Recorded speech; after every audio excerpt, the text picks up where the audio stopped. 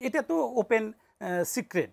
কোন যেমন? উপদেষ্টা কোন দলকে ফেভার করে, তাদের পক্ষ হয়ে কথা বলে, তাদেরকে সাথে নিয়ে রাতে মিটিং করে, বা ওই ছাগল জবাই দিয়ে মাংস খায়, কে নীলা মার্কেটে যায়, কে ওয়েস্টিনে যায়, কাদের সাথে যায়, মানে এটা তো ওপেন তারা কি সিক্রেট। মানে নিরপেক্ষ নির্দলীয় লোকজন আসলে কারা? কোন তালিকা কি বিএনপি প্রস্তুত করেছে? জমা দিয়েছে?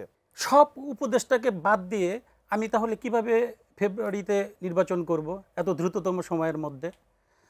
মোট কথা হচ্ছে যে যারা আছে তাদের মধ্যে যারা দক্ষতার সাথে দায়িত্ব পালন করছে, নিরপেক্ষতার সাথে দায়িত্ব পালন করছে, কিংবা যাদের কর্মকাণ্ডের মধ্যে দিয়ে তারা যে দায়িত্বপ্রাপ্ত হয়েছে সেই দায়িত্বগুলো সুষ্ঠুভাবে পরিচালনা করছে, তাদের ব্যাপারে কোনো অভিযোগ নেই। তারা থাকুক, এবং তারা স্ব ক্ষেত্রে কিন্তু অভিজ্ঞ এবং ব্রিলিয়ান্ট।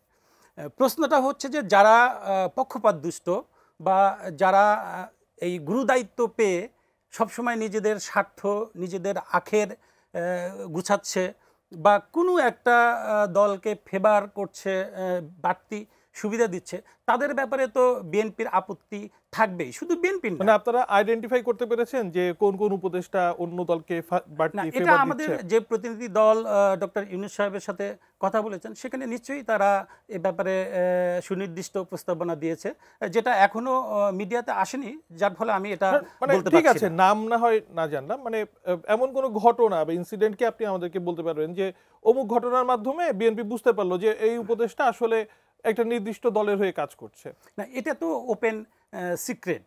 কোন যেমন? উপদেষ্টা কোন দলকে ফেভার করে, তাদের পক্ষ হয়ে কথা বলে, তাদেরকে সাথে নিয়ে রাতে মিটিং করে, বা ওই ছাগল জবাই দিয়ে মাংস খায়, কে নীলা মার্কেটে যায়, কে ওয়েস্টিনে যায়, কাদের সাথে যায়, মানে এটা তো ওপেন তারা কি সিক্রেট। মানে বিএনপি যে অভিযোগ যে জামাতের পক্ষ থেকে বা তাদের প্রতি পক্ষপাতিত্ব করা হচ্ছে, বিমাতা সুলভ আচরণ করছে বিএনপির প্রতি, কোন একটা উপদেষ্টা ছাগল জবাই করে মনে করেন খেয়েই নিল, তো সেটাতে জামাতের প্রতি পক্ষপাতিত্ব কিভাবে হচ্ছে? না, জামাতের প্রতি পক্ষপাতিত্ব আপনারা একটু প্রশাসনিক যে মেকানিজম, সেখানে একটু খোলা দৃষ্টিতে দেখেন যে এখানে কারা কারা বসে আছে এবং তারা কি কি কাজ করছে।